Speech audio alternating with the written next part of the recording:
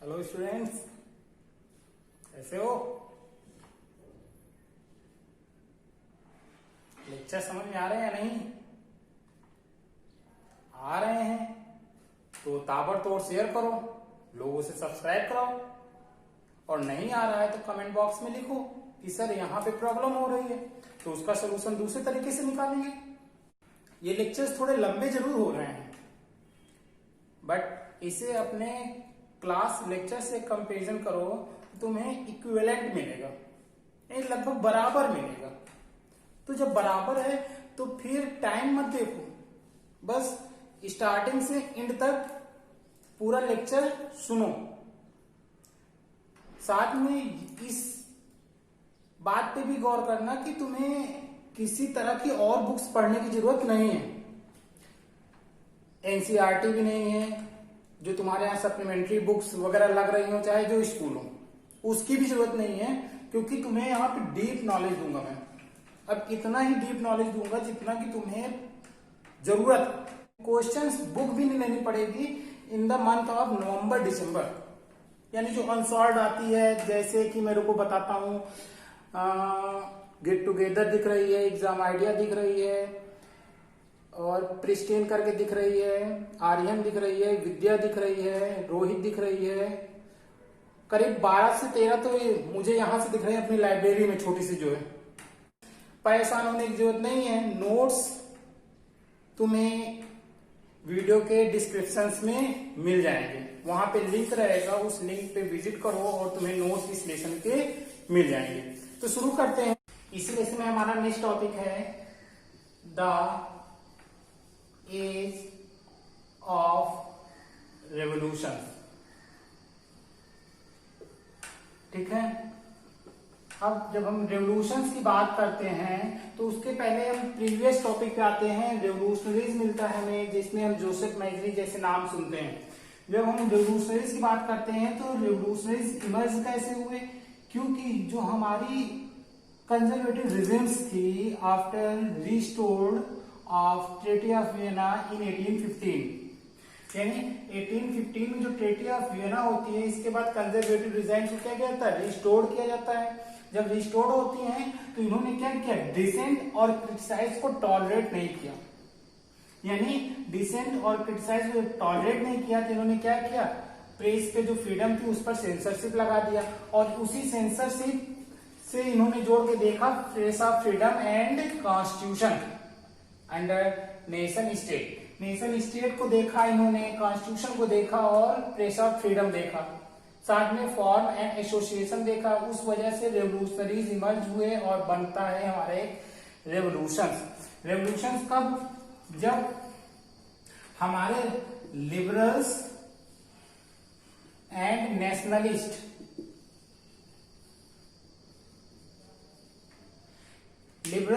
Nationalist अपने को associated करके देख रहे थे, एक साथ देख रहे थे, जबकि जो कंजर्वेटिव रिजाइम्स हैं वो अपने को कंसोलिडेट कर रही थी, अपने को धीरे धीरे मजबूत कर रही थी।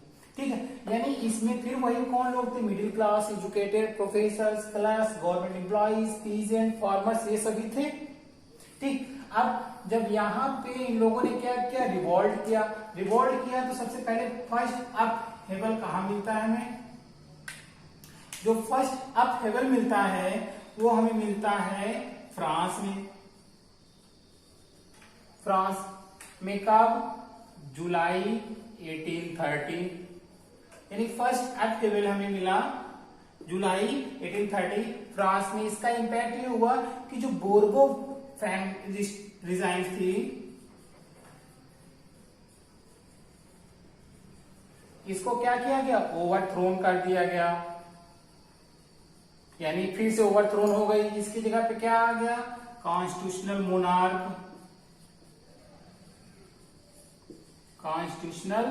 मोनार्क आ गया। चलो बहुत बढ़िया, कॉन्स्टिट्यूशनल मोनार्क। तो इसका हेड कौन बनता है? हेड बनाया जाता है लुइस फिलिप को।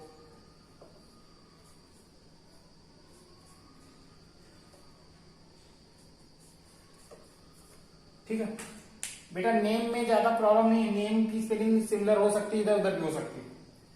यानी कॉन्स्टिट्यूशनल मोनार्क किसको बनाया गया? लुइस फिलिप को। अब ध्यान देना यहाँ पे, जब लुइस फिलिप को इसका क्या बनाया गया, कॉन्स्टिट्यूशनल मोनार्क, तो तुरंत ड्यूक मेटरनिक ने एक स्टेटमेंट दिया। स्टेटमेंट दिया कि when France sneeze,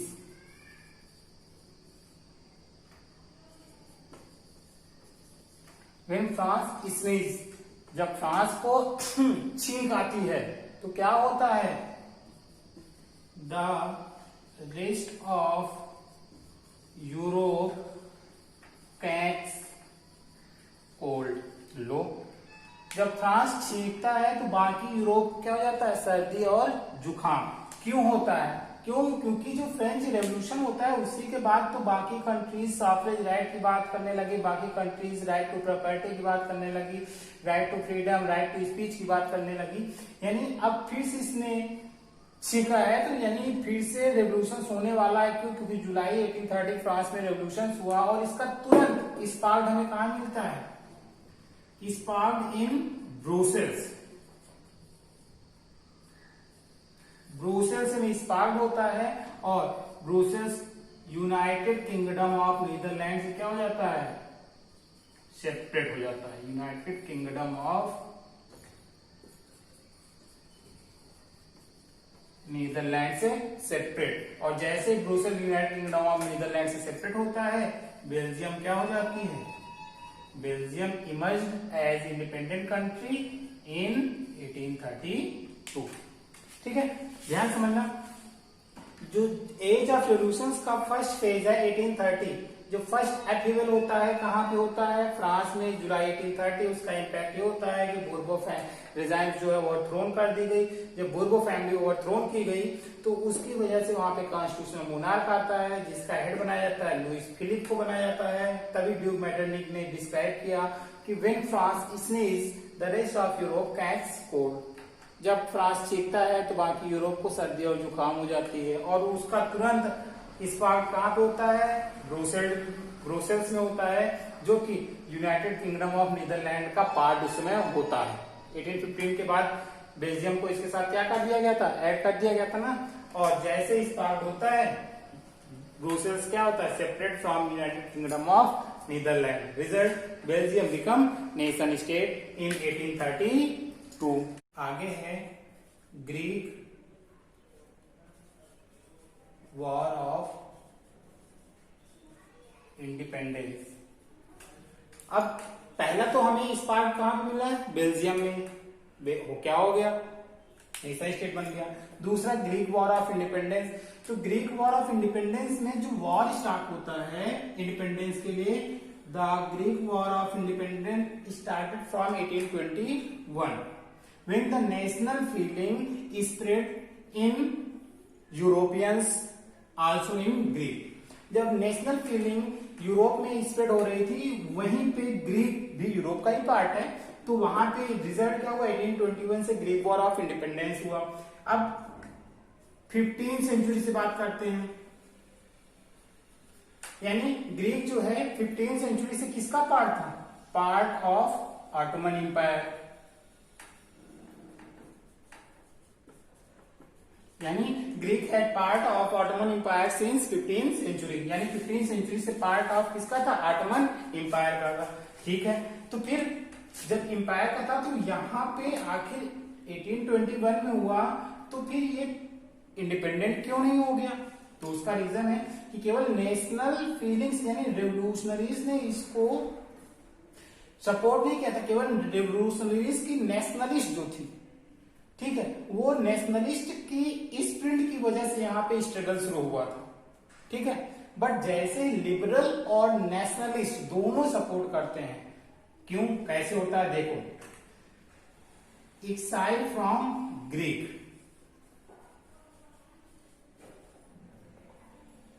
exile from Greek, यानी हमने कहा जो लिबरल और नेशनलिस्ट थे, यानी उसमें से कौन थे, जो ग्रीक से एक्साइल कर दिए गए थे। क्यों, क्योंकि जब इन्होंने 1821 से क्या किया था, रिवॉल्ट किया था, Greek war of independence start किया, तो यानी इनको क्या कर दिया, ग्रीक से एक्साइल, प्लस साथ में और किसको, यानी सपोर्ट फ्रॉम यानी ये इसे सपोर्ट मिला कहां से? From western European countries. Western European countries, यानी इसको सपोर्ट कहां से मिल गया? वेस्टर्न यूरोपियन कंट्री से सपोर्ट मिल गया। क्यों? क्योंकि इन लोगों ने क्या कहा इसे कहा, ग्रीक को कहा ये क्या है? Ancient Greek culture. ये पुरानी सभ्यताओं में एक है। ग्रीक जो है पुरानी सभ्यताओं में, जैसे हमारी बेबीलोनिया सिविलाइजेशन, मेसिडोनिया, ठीक है, सुमेरिया, इंडस, ठीक, यानी ये क्या, वैसे ग्रीक भी हमारी क्या है? ये एंशियंट सिविलाइजेशन है हमारी, यानी इसलिए इनके अंदर क्या थी? सिंपैथी थी इसको लेके, इसलिए उन्होंने क्या कहा कि इस वजह से उन्होंने जो ग्रीक से एक्साइल हो गए थे उन्होंने, प्लस जो वेस्टर्न यूरोपियन कंट्रीज के सिटीजन थे उन्होंने इसे सपोर्ट किया। किस लिए? क्योंकि ये क्या है? एंशियंट ग्रीक कल्चर है। साथ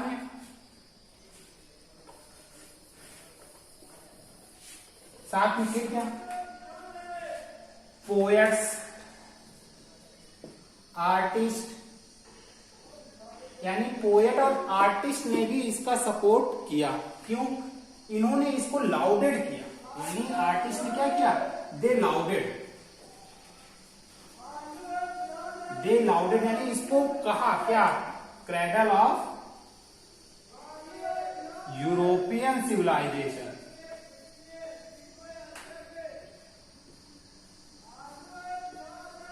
यानी पोएट्स, आर्टिस्ट ने इसे क्या कहा? They lauded the Greek was cradle of European civilization. ये क्या है?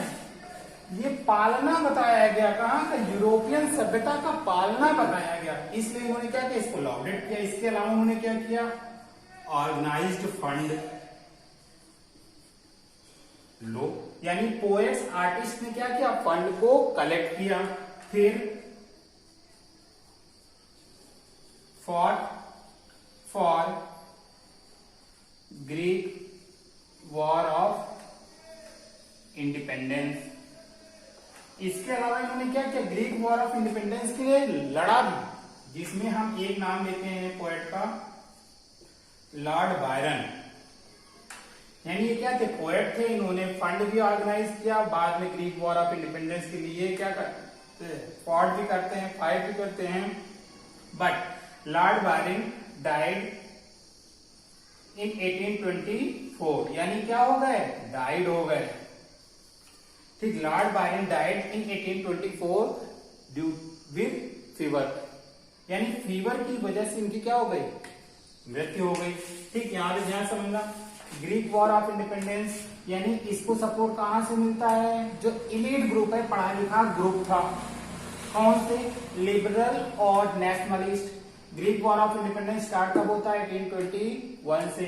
लिबरल नेशनलिस्ट के सपोर्ट की वजह से इसको एक क्या मिलती है? एक अलग मोशन मिलती है। उस मोशन की वजह से ये यहाँ पे क्या होता है? जो 1821 से इनका वॉर चल रहा था, अब उसे स्पीड मिल चुकी है। ग्रीक क्या था? Since 15th century part of Ottoman Empire. ठीक, ऑटोमन इंपायर का ये क्या था? पार्ट हुआ करता था। अब साथ में इसे सपोर्ट किसने किया? Who exiled from Greek and also the western European countries citizens, they sympathies as ancient Greek culture. उन्होंने कहा कि एंशियंट ग्रीक कल्चर है, उसके लिए उनके पर क्या थी? सहानुभूति थी। फिर poets, artist also supported, they lauded cradle of European civilization, यानी ग्रीक को इन्होंने क्या किया? ये ग्रीक को इन्होंने यूरोपियन सिविलाइजेशन का पालना बताया, झूला बताया जिसको बोलते हैं। ठीक है, साथ में उसी पोएट्स में बात करते हैं लॉर्ड बायरन की। इन्होंने फंड भी ऑर्गेनाइज किया, फॉट भी किया, और 1824 में फीवर की वजह से इनकी क्या हो गई? डेथ हो गई, यानी ये डाइड हो गए। अब जब डाइड हो गए तो फिर क्या होता है? इन 1832 treaty of Constantinople,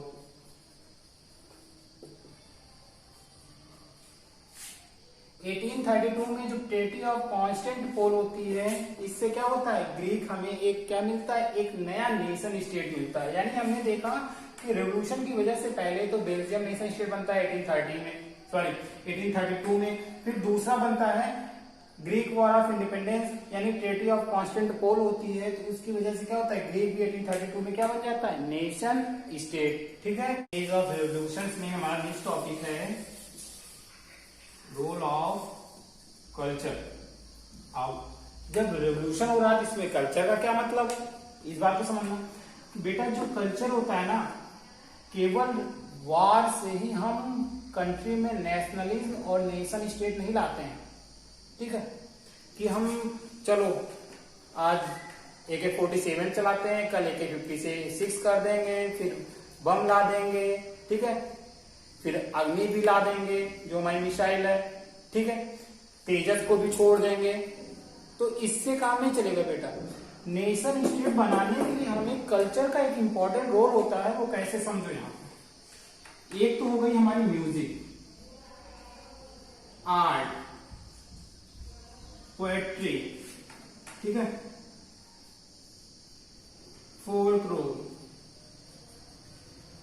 folk dance, drama, language. देखो music, art, poetry, folk dance, drama, language, ये सब क्या है, कल्चर का एक पार्ट है हमारा बेटा।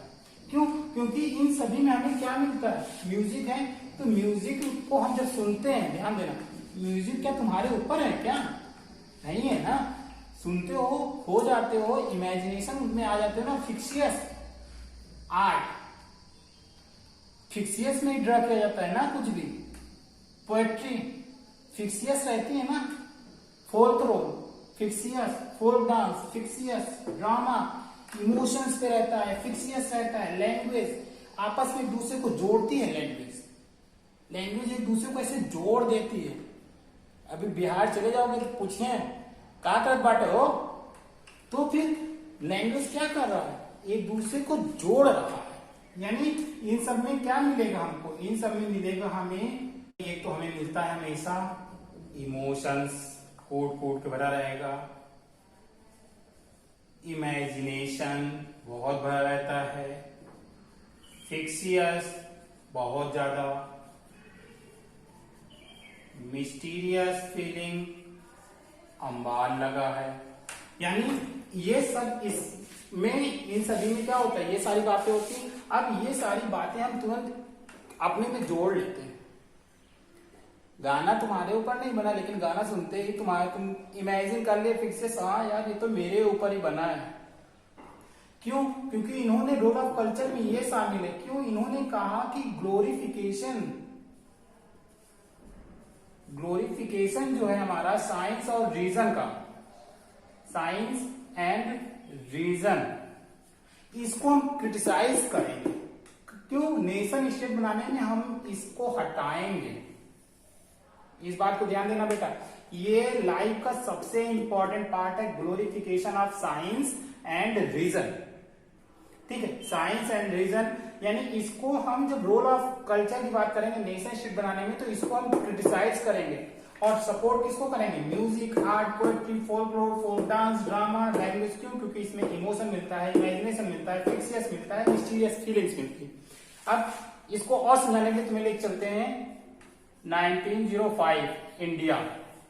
कुछ को ध्यान आ गया होगा, अरे सर 1905 में बंगाल का पार्टीशन हुआ था, लॉर्ड कर्जन ने कराया था। तो इसी के एंगर में, ठीक है, एंगर में हमने एक मूवमेंट चलाया था शहरों में, वो था स्वदेशी मूवमेंट, जिसे आज हम खूब ज्यादा चिल्ला रहे हैं, स्वदेशी। ठीक है, स्वदेशी मूवमेंट चलाया गया था, और उस मूवमेंट में जो आज का हमारा नेशनल सॉन्ग है, यानी क्या, वंदे मातरम, बहुत पॉपुलर हुआ, लोगों के लिप्स पे था, लोग यही गा के अपना मूवमेंट्स को चला रखे थे। अब सोचो 10,000 लोग हैं, 10,000 लोग मुंह बंद कर चलेंगे ना, मजा नहीं आएगा उनको। उस समय म्यूजिक, आर्ट, पोएट्री, फोल्क, यानी ये उनको क्या करता है, आपस में जोड़ता है। तो रोल ऑफ कल्चर क्या कर रहा था, नेशन स्टेट में लोगों को आपस में जोड़ने का काम कर रहा था। ठीक बेटा, क्यों, क्योंकि यहीं पे एक नाम देते हैं तुमको, 1 मार्क्स का रहेगा वो,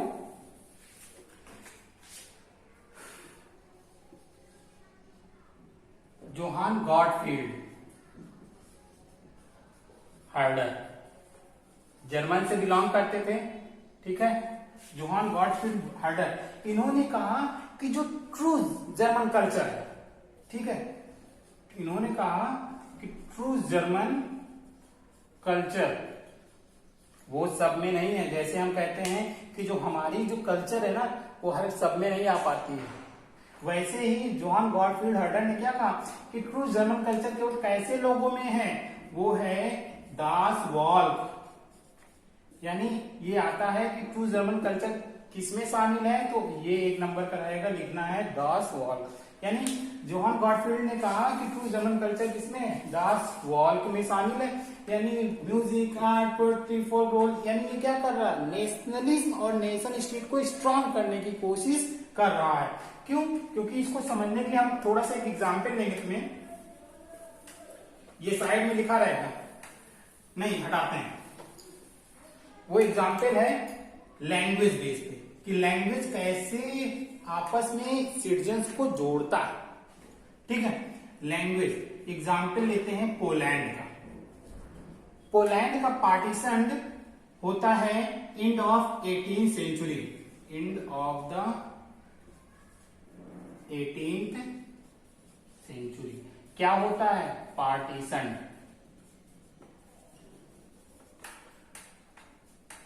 पोलैंड का partition end of the 18th century किसने किया, ध्यान से समझना, यूरोपियन की बड़ी पावर है,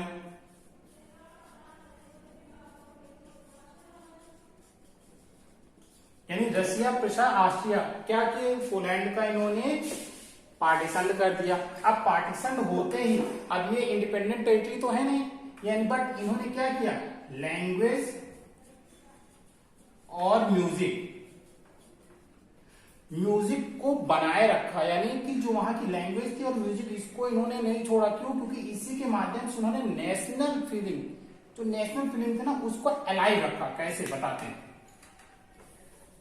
इसी में एग्जाम्पल देते हैं, ये भी 1 मार्क्स का रहेगा बेटा, कैरोल कुरपिंस्की। ठीक, ये हो गए, पोलिनेज हो गए,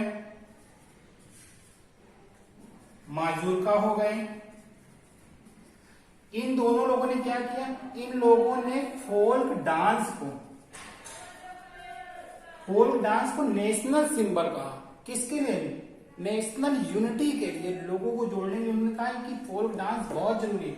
और कैरोल कुरपिंस्की ने तो सेलिब्रेटेड किया किस चीज को लेके, म्यूजिक एंड ओपरा, यानी म्यूजिक एंड ओपरा के माध्यम से इन्होंने क्या किया, नेशनल फीलिंग्स को सेलिब्रेट किया।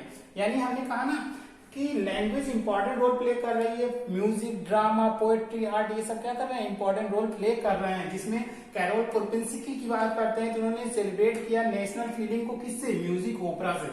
पोलिनेज एंड माजूरका ने क्या कहा कि जो फोल्क डांस है इसको उन्होंने नेशनल सिंबल डिफाइन किया, यानी कि ये क्या है, नेशनल सिंबल है।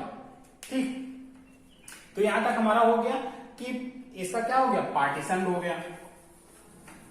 अब पार्टीशन हो गया तो जाहिर सी बात है, रशिया क्या कर रही थी, पोलैंड में every places, school, college, church, offices, सभी जगह पे कैसी लैंग्वेज का यूज कर रही थी, प्रेशराइज कर रही थी कि प्रीच करो उसको, यानी फैलाओ रशियन लैंग्वेज को हर जगह। लेकिन जो पोलैंड के थे, इन्होंने अपनी पोलिश लैंग्वेज, यानी वहां पे कौन सी लैंग्वेज बोली जाती है, पोलिश लैंग्वेज, इसका यूज करना नहीं छोड़ा। और इसी वजह से इन्होंने क्या किया, 1831 में रशिया के अगेंस्ट रेवोल्यूशन किया, which was crushed bye Russian army.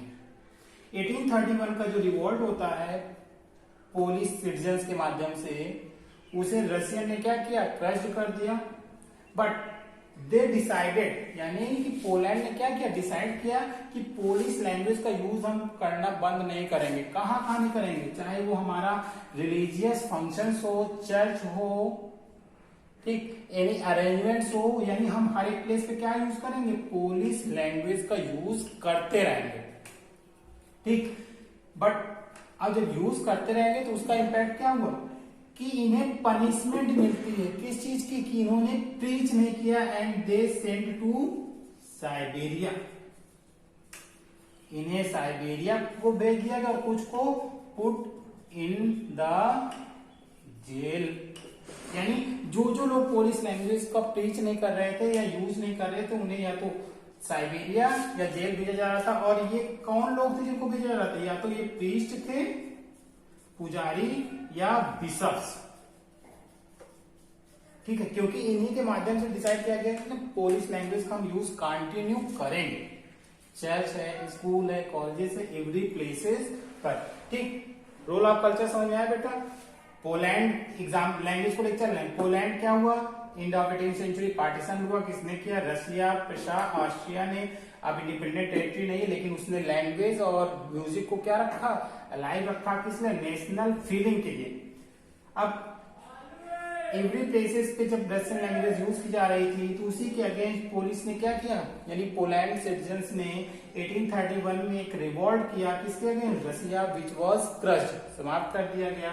और इसके बाद ये जो प्रीस्ट और बिशप्स थे इन्होंने क्या डिसाइड किया कि school, college, church, every functions पे केवल पोलिश लैंग्वेज का यूज होगा। और इसके फिर इसलिए इन्हें क्या मिलती है, पनिशमेंट मिलती है। The priest and bishops sent to Siberia and put into the jail. लेकिन इस एग्जाम्पल्स में क्या मिला, उन्होंने अपनी नेशनल फीलिंग को अलाइव रखा, लोगों को आपस में जोड़ने का काम किया।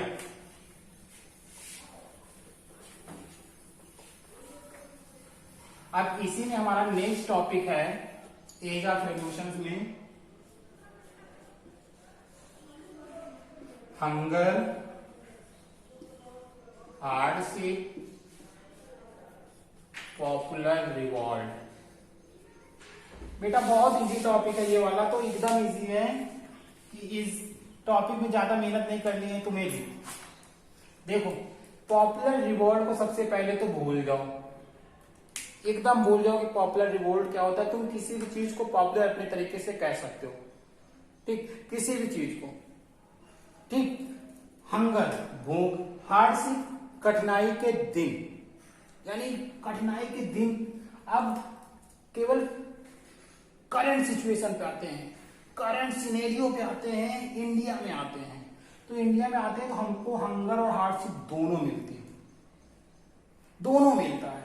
कैसे, हम सभी को पता है कि WHO ने एक तरीके से पैंडेमिक डिक्लेयर किया है कोरोना वायरस को लेके, तो कंट्री में लॉकडाउन 4 फेज चल रहा है। तो उसमें हंगर भी हमको मिल रहा है, हार्डशिप मिल रहा है। हंगर किसको मिल रहा है, जो हमारे माइग्रेंट्स हैं, जिनको सरकार ने न्यूज चैनल से माइग्रेंट कह दिया, अपने देश में वो माइग्रेंट्स हो गए, अपने ही स्टेट में वो माइग्रेंट्स हो गए। पहली तो ये, यानी हंगर है उनके साथ। क्यों, क्योंकि जब उनका काम धंधा बंद तो जाहिर सी बात है खाने का सामान नहीं, पैसे हैं नहीं, तो हंगर। फिर जब खाने का सामान नहीं है, काम नहीं है, तो उसी को बोलते हैं हार्डशिप, कठिनाई के दिन। और जब ये दोनों होता है ना तो ये लोग मिलके कुछ भी कर सकते हैं और उसको बोलते हैं रिवॉल्ट। अब यहाँ ध्यान करो कि क्या भारत में ये सिचुएशन बन रही है, तो कुछ बच्चे कहेंगे हाँ सर कुछ सिचुएशन बन रही है। क्यों, क्योंकि कंट्री का अप्रॉक्स में 50% पॉपुलेशन हमारी लेबर्स में आती है। लेबर्स कौन होते हैं, लेबर सिंपल लैंग्वेज में बोला जाए तो जिनके पास जमीन नहीं होती है और काम करते हैं कहीं ना कहीं, उन्हीं को हम बोलते हैं लेबर्स, ठीक। यानी कि जो कहीं ना कहीं काम करते हैं वो लेबर्स होते हैं। उनमें से मैक्सिमम के पास जमीन नहीं होती और कुछ के पास जमीन होती भी है, बट वो लेबर्स ही रहते हैं जब किसी के यहाँ काम करते हैं, चाहे वो ऑफिस हो या कुछ भी हो, ठीक। यानी कि वही सेम सिचुएशन। अब उसी को हमारी मीडिया, हमारे हिस्ट्री कि जो ज्ञाता हैं, हिस्टोरियंस हैं, वो क्या कर देंगे, उसको कह देंगे ये पॉपुलर रिवॉल्ट था, यानी कि आते हैं। अब 18 से लेके 1848 तक की बात करते हैं। इंक्रीज्ड पॉपुलेशन,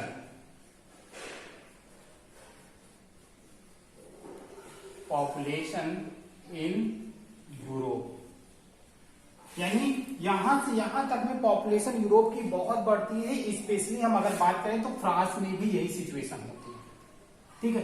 यानी 1800 से लेके 1848 the increase population in Europe.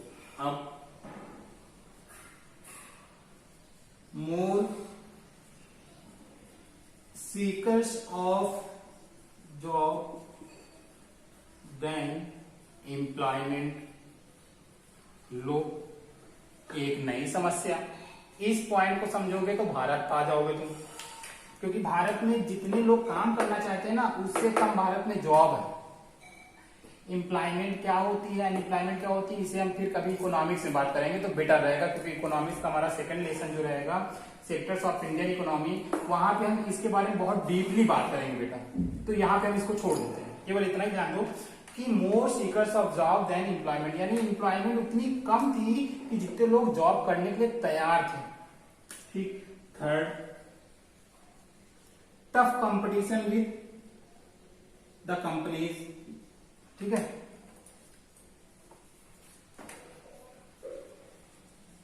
Tough competition था, और ये टफ कंपटीशन सबसे ज्यादा किसमें था, टेक्सटाइल इंडस्ट्री। यानी यूरोप में जो इंडस्ट्रियलाइजेशन सबसे पहले होता है, इवन एज पूरे वर्ल्ड में इंडस्ट्रियलाइजेशन की शुरुआत हम कहते हैं इंग्लैंड से हुई। तो जाहिर सी बात है इंग्लैंड में प्रोडक्शन किससे हो रहा है, मशीन थ्रू मशीनरी हो रहा। तो अब इंग्लैंड के बने हुए गुड्स से बाकी यूरोपियन कंट्रीज को क्या करना पड़ रहा, टफ कंपटीशन। क्यों, क्योंकि उनके प्रोडक्ट्स चीपली थे और यहाँ पे क्या थे, कॉस्टली थे। क्यों, और इसका सबसे ज्यादा इंपैक्ट कहां मिलता था, टेक्सटाइल इंडस्ट्रीज।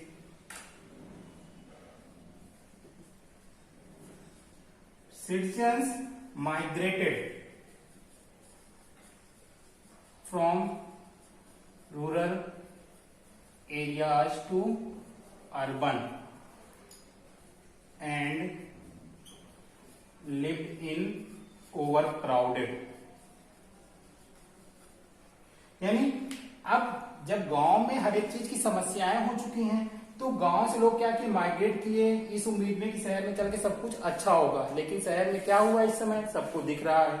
यानी अब शहर में आ गए तो उन्होंने क्या किया, ओवर क्राउडेड, एकदम बहुत घनी जगह में रह रहे हैं। जैसे मुंबई का धारावी वर्ल्ड की सबसे बड़ी स्लम एरिया है, ठीक वैसा ही ओवर क्राउडेड आके वो रहना शुरू किए। फिर समझना, rapid increase population in Europe during 1800 to 1848, more seekers of job than employment, tough competition especially in the textile industries because the England produce the goods based on machinery, and citizens migrate from rural areas to urban areas। ये point हो गया। इसके अलावा भी और point है बेटा।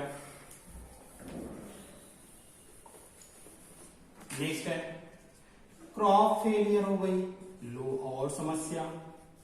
बेटा याद रखना, जब क्रॉप फेलियर होती है तो इसी के साथ एक नई समस्या होती है, वो है फूड की शॉर्टेज। क्रॉप फेलियर होगी तो फूड की शॉर्टेज ऑटोमेटिक होगी, और इसी से एक नई प्रॉब्लम हमें मिलती है, वो है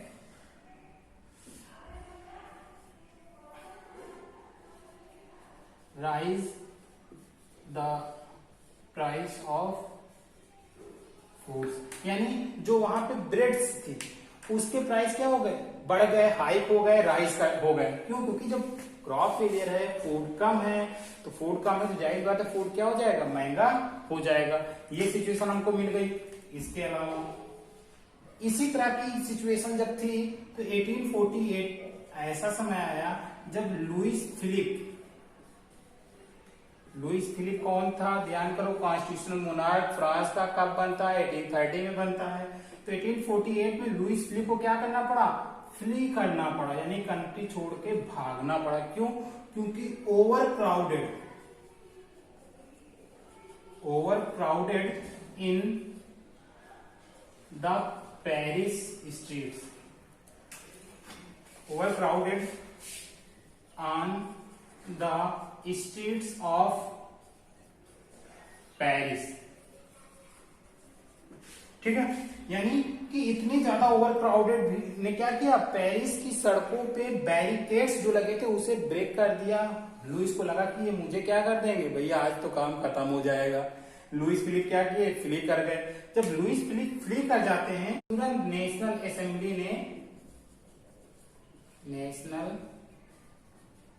असेंबली ने फ्रांस को रिपब्लिक डिक्लेयर किया। लो, फ्रांस रिपब्लिक बन गई। साथ में 21 इयर्स मेल, यानी जो 21 इयर्स मेल थे इन्हें क्या दिया गया, males got the suffrage right, यानी जो 21 साल से अधिक के मेल थे सभी मेल को वोट का अधिकार दे दिया गया। फिर राइट टू वर्क दिया गया, यानी government guarantees right to work. Right to work Bharat में भी है, यानी 2005 में एक एक्ट बना था जिसे हम बोलते हैं नरेगा, बाद में उसे मॉडिफाई किया गया, यानी रिनेम्ड किया गया एमजी नरेगा नाम से। उसे हम राइट टू वर्क बोलते हैं। इसे भी हम सेक्टर्स ऑफ इंडियन इकोनॉमी में पढ़ेंगे, ठीक। यानी ये क्या हो गया, राइट टू वर्क। अब राइट टू वर्क हो गया है कि गारंटी हो गई कि हम तुमको काम देंगे, तो काम देने के लिए क्या होगा, सरकार को कदम उठाना पड़ेगा, ये नहीं कि प्राइवेट सेक्टर्स, ठीक है बेटा। जॉब देना सरकार का काम है, प्राइवेट का काम नहीं है। नहीं, नेशनल वर्कशॉप तुरंत इस्टेब्लिश किए गए, तुरंत बड़े बड़े कारखाने लगना शुरू हुए, सरकारी कारखाने, जिससे क्या हुआ, लोगों को जॉब मिल सके। जैसे नरेगा के तहत लोगों को गांव में ही काम दिया जाता है, जिससे रूरल डेवलपमेंट तो होता ही होता है और वहां पे लोगों को कहीं माइग्रेट भी नहीं करना पड़ता है, ठीक। यानी ये हंगर हार्डशिप, इसी को बोला गया पॉपुलर रिवॉल्ट बेटा। The revolution of the liberals, ठीक है, यानी कि द एज ऑफ रेवोल्यूशन की लास्ट हेडिंग है हमारी, द एज ऑफ लिबरल्स। इन्होंने क्या किया, अब हमने कहा कि 1848 में मई में होता क्या है, मई में होता ये कि लुइस फिलिप क्या कर गया, फिलिप अपनी जान बचा के, नेशनल असेंबली ने क्या डिक्लेयर किया, रिपब्लिक। तो जो अदर यूरोपियन कंट्रीज थी, ठीक है, चाहे जर्मनी की बात करें, इटली की बात करें, पोलैंड की बात करें, ऑस्ट्रिया की बात करें, हंगरी की बात करें, ठीक है, चाहे जिस कंट्री की बात करें, अब उन्होंने भी क्या डिमांड करना शुरू कर दिया।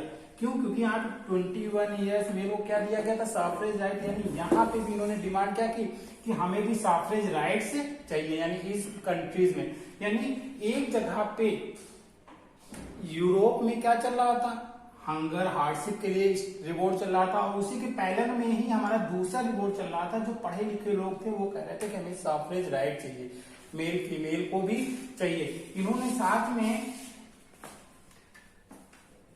अपनी डिमांड को कंबाइंड किया, कैसे,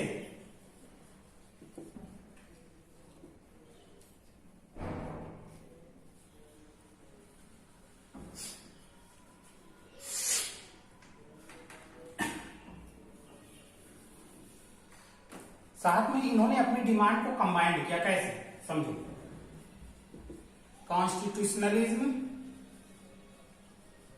विद नेशनल यूनिफिकेशन से जोड़ दिया इन्होंने। यानी इन्हें कॉन्स्टिट्यूशनलिज्म भी चाहिए, साथ में नेशनल यूनिफिकेशन भी चाहिए था। कौन कर रहा था, लिबरल्स यानी पढ़े लिखे लोग। साथ में उसमें वहां पे जो कंजर्वेटिव रिजाइम्स थी क्या हो चुकी थी, पूरी तरह से अनपॉपुलर हो चुकी थी लगभग यूरोप में, तो अनपॉपुलर हो गई थी। तो इन्होंने क्या किया, एक फायदा और उठा लिया। इन्होंने कहा कि हमको पार्लियामेंट्री प्रिंसिपल चाहिए। लो, इनको क्या चाहिए, पार्लियामेंट्री प्रिंसिपल्स चाहिए थे। पार्लियामेंट्री प्रिंसिपल्स क्या थे, एक तो था फ्रीडम ऑफ प्रेस, दूसरा फॉर्म एंड एसोसिएशन, तीसरा है कॉन्स्टिट्यूशन, यानी समझो द रेवोल्यूशन ऑफ लिबरल्स अगर हम देखें तो 1848 में एक साइड यानी एक तरफ तो हंगर हार्डशिप के लिए रिवॉर्ड चल रहा था और दूसरी तरफ लिबरल्स यानी जो पढ़े लिखे लोग थे उन्होंने जब देखा कि फ्रांस में रिपब्लिक डिक्लेयर किया गया, फ्रांस में सफरेज राइट्स दिए गए, तो इन्होंने भी सफरेज राइट्स की डिमांड करना शुरू किया। साथ में इन्होंने उस सफरेज राइट्स को कंबाइन किया किससे, कॉन्स्टिट्यूशनलिस्ट प्लस नेशनल यूनिफिकेशन से जोड़ दिया। फिर इन्होंने जब देखा कि कंजर्वेटिव डिजाइन अनपॉपुलर हो रही है तो उसी में इन्होंने नया कहा कि हमें parliamentary system for nation state चाहिए। वो पार्लियामेंट्री प्रिंसिपल्स क्या थे, एक था फ्रीडम ऑफ प्रेस, प्रेस से पूरी आजादी चाहिए, फॉर्म एंड एसोसिएशन संगठन बनाने की आजादी दी जाए, और साथ में हमें कॉन्स्टिट्यूशन चाहिए। ये हो गया। साथ में लिबरल्स ने और क्या किया, अब हम लिबरल्स की कहानी लेके चलते हैं जर्मन में। 18 मई 1848, ठीक है। 18 मई 1848 में जर्मनी में जितनी भी पॉलिटिकल पार्टीज थी, एसोसिएशन था, ऑर्गेनाइजेशन था, सब केम टुगेदर, एक साथ होते हैं और ये क्या करते हैं, and all German National assembly,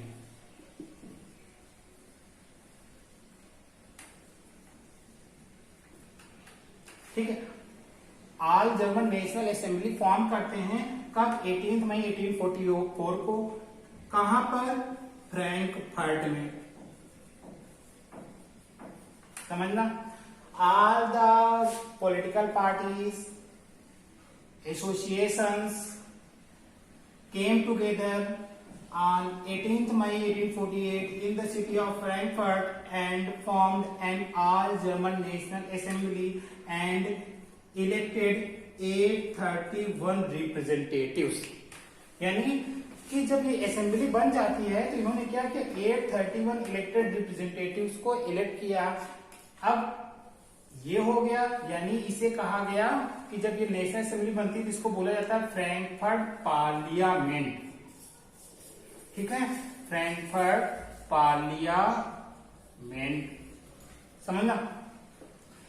18 मई 1848 को जर्मनी के जितने भी रीजन्स थे वहां से सभी पॉलिटिकल एसोसिएशंस, पार्टीज मिलकर क्या बनाते हैं, an all German National Assembly. उसमें वो क्या करते हैं, कहाँ पे मिलते हैं, फ्रैंकफर्ट में मिलते हैं, 831 इलेक्टेड रिप्रेजेंटेटिव इलेक्ट करते हैं, इसी को बोला जाता है फ्रैंकफर्ट पार्लियामेंट।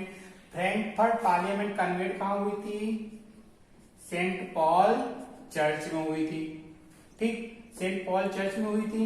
अब सेंट पॉल चर्च में हुई तो ठीक, लेकिन इसके अलावा इन्होंने अब क्या किया, दे ड्राफ्टेड अ कॉन्स्टिट्यूशन, यानी उन्होंने क्या किया, ड्राफ्टेड किया अ कॉन्स्टिट्यूशन, कॉन्स्टिट्यूशन को ड्राफ्ट किया, which was headed by monarchy, यानी सब्जेक्टेड टू पार्लियामेंट। यानी इन्होंने जो कॉन्स्टिट्यूशन का ड्राफ्ट तैयार किया उसका हेड कौन होगा, मोनार्क होगा, लेकिन उस मोनार्क को किसके अंडर में रह के वर्क करना पड़ेगा, कॉन्स्टिट्यूशन के अंडर में रह के वर्क करना पड़ेगा। अब इन्होंने उस मोनार्क, किसको मोनार्क बनाया, मोनार्क देखो किसको बनाया, Frederick William fourth, king of Prussia. जो किंग ऑफ प्रूसिया था उसको इन्होंने क्या बनाया, मोनार्क बनाया, ठीक, समझना, किंग था। बट जैसे ही जो डिप्यूटीज थे, यानी जो इलेक्टेड रिप्रेजेंटेटिव्स थे 831, इन्होंने जैसे ही क्राउन ऑफर्ड किया फ्रेडरिक विलियम फोर को, रिजेक्टेड द प्रपोजल, इसने तुरंत क्या किया, प्रपोजल को रिजेक्ट कर दिया। अब प्रपोजल रिजेक्ट होगा तो क्या ये करेगा, joined with other kings who oppose the Frankfurt parliament and elected representatives, ठीक है। फ्रेडरिक विलियम फोर ने जैसे ही क्राउन का प्रपोजल रिजेक्ट किया और जाके किससे मिल गया, king, other kings who oppose the Frankfurt parliament. अब मैंने कहा किंग, तो किंग के साथ नोबेलिटी और आर्मी रहती है, हमेशा याद रखना। तो यही नोबेलिटी और आर्मी क्या हो गए, स्ट्रांग हो गए, और फ्रैंकफर्ट पार्लियामेंट क्या हो गई, वीक हो गई, कमजोर होना शुरू हो गई। साथ में जो फ्रैंकफर्ट पार्लियामेंट थी बेटा, वहां पे डोमिनेंट किसका था, डोमिनेटेड बाय मिडिल क्लास। ठीक है, डोमिनेटेड बाय मिडिल क्लास। अब यहां पे एक चीज तुमको लेके चलते हैं, ये जो मिडिल क्लास है ना बेटा, इस मिडिल क्लास को समझाने की तुमको बात करते हैं। किसी भी कंट्री में मिडिल क्लास उनको बोला जाता है, ठीक है, जो हर एक चीज के लिए स्ट्रगल करते हैं, चाहे वो रुपए के लिए हो, जॉब के लिए हो, भोजन के लिए हो, हर एक चीज उनके लिए, सारी समस्या उन्हीं के साथ चलती है। और सबसे ज्यादा नंबर यानी पॉपुलेशन हमेशा वर्ल्ड में किसी भी कंट्री में इन्हीं की रहती है। ठीक, तो यहाँ पे भी डोमिनेटेड किसका था, मिडिल क्लास का। तो जाहिर सी बात है, अगर इनकी इस मिडिल क्लास में आर्टिसंस थे, पेजेंट्स थे, फार्मर्स थे, तो इनकी डिमांड्स को अगर फ्रैंकफर्ट पार्लियामेंट क्या कर देगी, इग्नोर कर देगी, डिनाई कर देगी, फ्रैंकफर्ट पार्लियामेंट क्या हो जाएगी, वीक।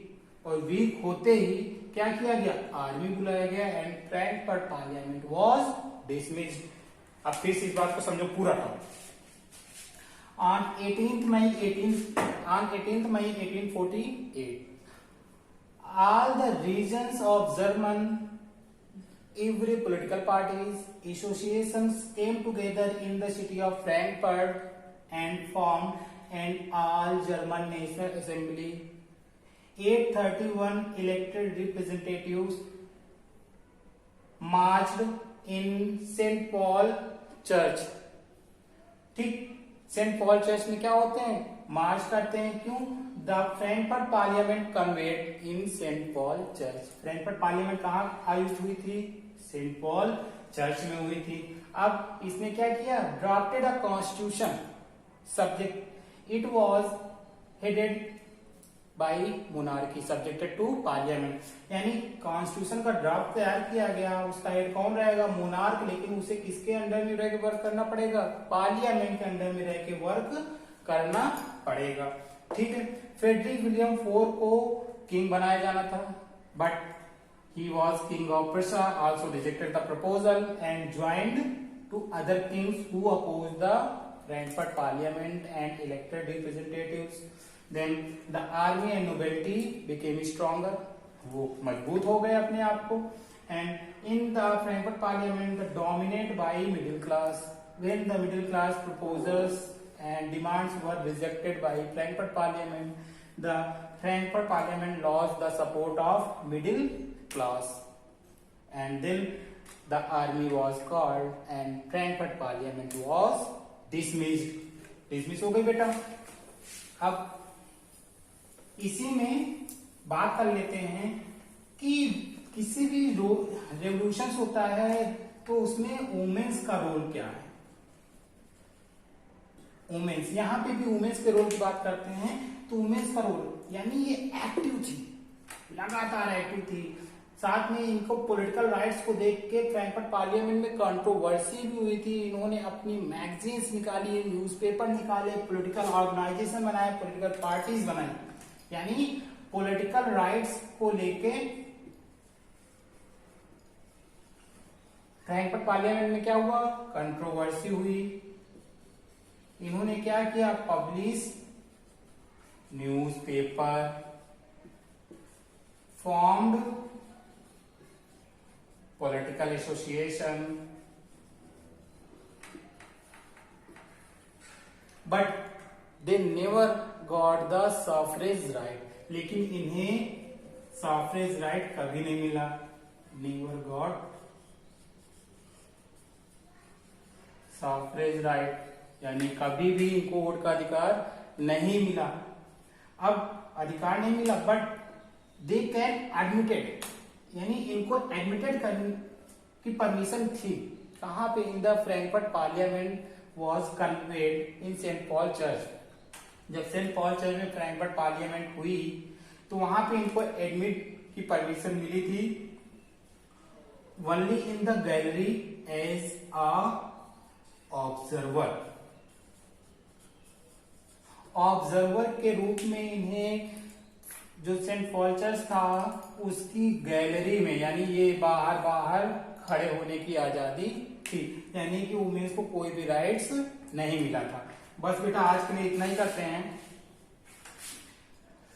बेटा जहां पे जो भी डाउट हो कमेंट करो, बिना कमेंट किए मुझे समझ में नहीं आएगा कि बच्चों को कहाँ प्रॉब्लम हो रही है। ठीक है, घर पे रहो बेटा, सुरक्षित रहो, जितना हो सके पढ़ो और खूब खेलो।